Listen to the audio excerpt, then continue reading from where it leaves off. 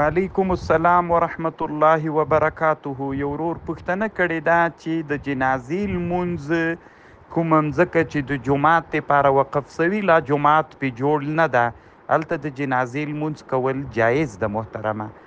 او په جومات کې د جنازې لمونځ خو محترمه صرف د تلوید د وجې نه چې هغه جومات ملوث نسی، هغه هم احنافو کې اختلاف ده. بعضې حنفي علما یې مکرو تنزیهی بلی، بعضی مکرو تحریمی بلی. اکثره حنفی فقهای محققین مکرو تنزیهی بلی وروره. بیا هلته چې جومات جوړ نه وي هلته خو هېڅ پروا نه کوي. الله دې جوړ لره وروره کامیاب اوسه. وعلیکم السلام ورحمت الله وبرکاته. یو حاجي صاحب پوښتنه کړې ده. د پوښتنه داسې ده چې یو مدرسه کې یا یو جومات کې چا څا وهلي وي، بیا دا واقف کولی شي چې دا اوبه د څا یا د مدرسې په چا باندې خرڅې کړي که نه؟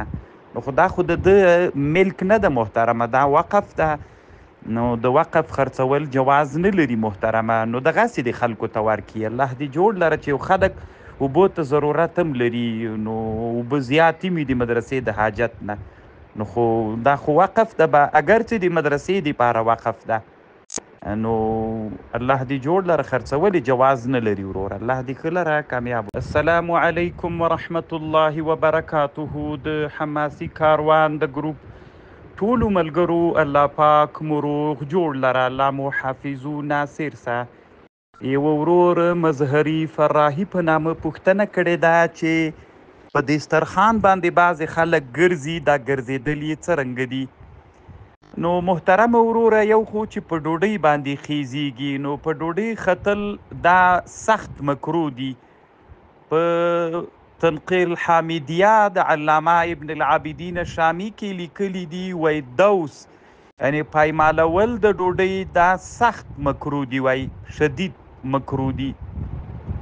او بل دا د محترمه امام جلال الدین سیوطي رحمه الله یو حدیث راوړی ده، په جامع صغیر کې حدیث راوړی ده، وکرم الخبز، تاسې د ډوډۍ اکرام وکیه. نو که پې خیزي نو بیا خو مکرو ده وروره، او که په ډوډۍ نه خیزي دغسې په دسترخوان ګرځېږي، نو دا موضوع محترمه زه فکر کوم تر علماو د علم طب پورې تړاو لري. د طب له لحاظه کیدی سي دا ښه نه وي. که اطباو ډاکټران ووایي چې مثلا کیدی سي پښو پسې داسې جراثیم نیښتي وي چې هغه په دسترخوان باندې پاتې سي، نو هغې باندې هغه ډوډۍ او شیان چې کېښودل کېږي او بیا یې ته خورې، نو هغه کیدی سي سبب د امراضو د مرضونو وګرځېږي. او دا په شرع کې یوه قاعده ده، کوم شی چې صحت ته تاوان کوي او مضر وي، نو علما وایي هغه بیا د شرع له لحاظ هم ناروا ده. الله دې جوړ لره وروره کامیاب اوسي. وعلیکم السلام ورحمت الله وبرکاته. یو ورور بدر غزنیوال په نامه باندې پوښتنه کړې ده. د ورور پوښتنه داسې ده چې مثلا یو جکې اوبه نږدې دي، یو سړی دا مثلا یو میل مسافه چې اوبه لرې وي، نو دلته د مونځ تېرېده، نو خو تا ته جایز ده چې تیمم وهې. اما که د یو میل نه نږدې مسافه نږدې وله، خدای چې اوبو ته ورتله دلته د مانځه وخت تېرېده، نو ده ته تیمم وهل جایز دي که نه دي جایز؟ نه دي جایز محترمه. دغه مسئله علامه بدر الدین العینی رحمه الله ذکر کړې ده. وروى عن ابي حنيفه وابي يوسف انه حتم، هذا اذا كان الماء بعيدا، وان كان قريبا لا يتيمم، وان خاف خروج الوقت.